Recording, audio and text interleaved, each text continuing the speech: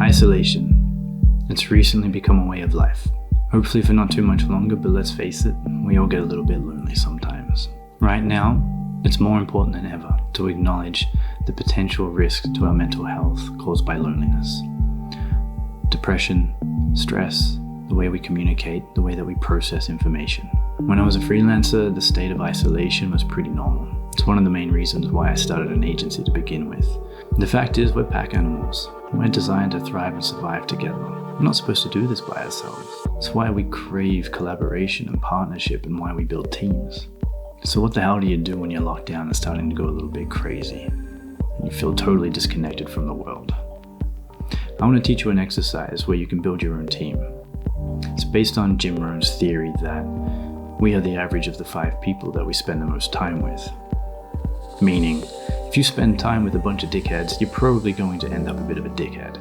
If you spend time with people that you admire, chances are you're going to be someone that people admire.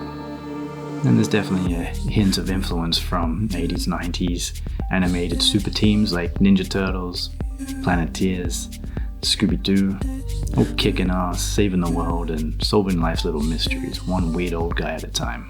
And I would have gotten away with it too if it wasn't for that big dog and you meddling kids. Now, I do want to say this isn't for everyone. It's going to take a lot of vulnerability, a lot of courage, and you're going to have to reach out with admiration and words of affirmation. It's the sort of thing that's going to make certain people feel very uncomfortable. Now, you can build this team for yourself professionally or personally or both. It doesn't matter. For the sake of the exercise, I'm going to focus more on professional, but there's definitely going to be a hint of the personal in there as well. So the first thing I want you to do, and this is where the vulnerability comes into play. Basically, I want you to call out 5 of your weaknesses, soft spots. I'm going to try to lead by example here. I'm going to put myself out on the table and start listing off a few of my insecurities. All right, here we go. Be gentle. Number 1, I am incredibly oversensitive. Good place to start. Hyper emotional, take feedback quite poorly. Next up, I'm a people pleaser. It's gross. I can't help it. I'm trying, but it's part of my personality. I'm a mediator. I like balance. Next one up is perfectionism. I know what you're thinking. It's not like that, okay? Perfectionism is one of the greatest forms of shame. And for whatever reason, I don't like being perceived as imperfect. I don't know why, it just hurts. And so I tend to go out of my way to overdo it and focus on little details that actually don't matter to anyone. Next one up is negative self-talk. I got a really loud negative voice. I call him Gordon. I'll talk about that another time. I've had depression since I was a teenager.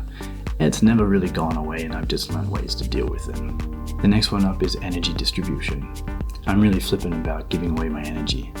I love to give, and it's a really nice quality that I like about myself, but it can leave me really depleted, and the people that I love the most sometimes suffer from that because I don't have anything left to give. So it's something I really need to work on. Alright, so there's a laundry list of all my bullshit. Nick Parker, nice to meet you. Okay, so now that that's all out on the table, what the hell do we do about it? This is where your inner circle comes into play. Who are the people in your life that are incredibly good influences? So we'll start from the top. Oversensitivity, terrible at taking on feedback. Now I'm going to think about who in my life is actually really good at taking feedback or being pragmatic. I'm going to reach out to my friend Francis. Now Francis is incredibly practical, pragmatic. He's a beautiful communicator and is very diplomatic. But I love the way that he can break down a problem into bite-sized pieces and not take shit personally. So I'm going to simply reach out to Francis and tell him that I admire these qualities about him, but very specifically, let him know that I need help with pragmatism. And chances are, his response will simply be, thank you for the compliments, and of course I'll help. It's not very likely that people are going to throw this back in your face. When you're open and vulnerable and ask for help, people love it. They feel enabled. People love to help people, but they just don't know how to sometimes. Next one up is the people pleasing. I'm going to reach out to my friend Carla. She's incredibly stylish, she's bold, and she knows who she is. She doesn't give a shit what people say about her, and I really admire that about her. And she'll be someone that comes into my life and simply asks, what do you want? Are you okay? What do you need? it'll give me time to actually reflect and understand if I'm making decisions for everyone else or if I'm making decisions for me. Next one, perfectionism. I'm going to reach out to my good friend, Nico. Now, Nico's one of those guys that spins through life like a beautiful Tassie devil. It's messy, it's raw, it's real, it's honest, and I need more of that in my life. I need to be more spontaneous, be more impulsive.